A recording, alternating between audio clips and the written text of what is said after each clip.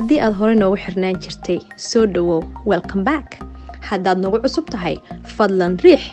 subscribe si aad noola socoto share dheh si asxaabtaad uga faa'iidaysato like gumaha lacaga noo saar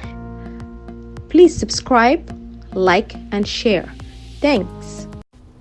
السلام عليكم ورحمة الله وبركاته وإذا سلام السومالي محمد ملك استاذ دونكو كجوكتين وولاشين أبحر سمائي مركلي تلادي تلادة أسبوعا وحن كسو قادنيا ومرر بدن آن مركان آن إندي أما آن كفكري أما آن ضديو كواد حضرني آن اسئري ولو بهايا إنا نسكو عيقل إنه وحويان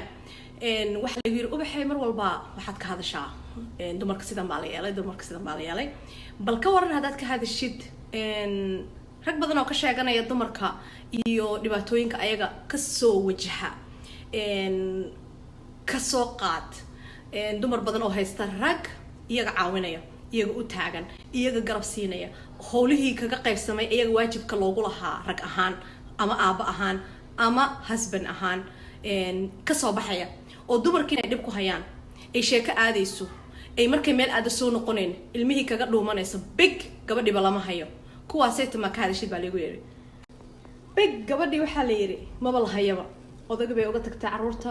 isagii ilmihii buu ka sii reebayaa waa nin hawshiisa ka soo baxaya haddana iyadii lama hayo waxaa la yiri sheekay aadaysaa hablo kale aadaysaa dumar bay aadaysaa aroos bay aadaysaa gabadhii lama hayo waxaad moodaa guriga inay iyada ayba tahay baxsad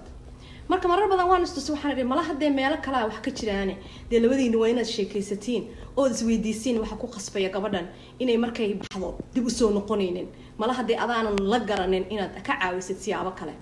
laakiin waxaan oranayaa walaalay macaane haddaad haysatid mid ubadkii kula korsada ubadkiisii ka warqaba ciyaalkii kula haysta sababta aad u aado meel aad sheeko kusoo fadhidid dhowr saacadood adoo gurigaagu kuu baahan yahay caruurtaadii kuu baahan yihiin ninkaagii kuu baahan yahay waxaad caashii xaliimooda soo sheekaysatid anigu garan maayo marka waxaan ku oran lahaa sheekada waa lagu dhaamaa walaal macaan haddaba marka aan leeyahay sheekada waa lagu dhaamaa walaal macaan macnaheeda ma aha inaysan gabadha u baahnayn inay dad la sheekaysato inay asxaab leedahay inay marmarka qaarkood u baahan tahay oo naflay tahay inay baxdo laakiin taas macnaheeda ma aha maalin walba mid taagan taas macnaheeda ma aha in caruurteedii waqti ay ka qaado taas macnaheeda ma aha inay odageedii uga baxsato ubadka waa in la wada hadlo waa inaad wada fariisatiin waa in negotiation la sameeyo waa in asagana asxaabtiisa uu waqti la soo qaato adiguna walaali macaan asxaabtaada aad waqti la soo qaadato gabadha kugu oranaysa xilli walba oo ay iyada damacdo kaalay oo ii imo oo adna ka yeelaysid waxaan u maleynayaa aqli kugu filan waad leedahay waxaan u maleynayaa maskax kugu filan waad leedahay waxaan u maleynayaa inaad odagaaga xafidato oo reerkaaga haysatid oo noqotid qof waqtigeeda kala qaybisa waa loo baahan yahay adna walaalo macaano gabadha wiilka qabow ka sheeganayo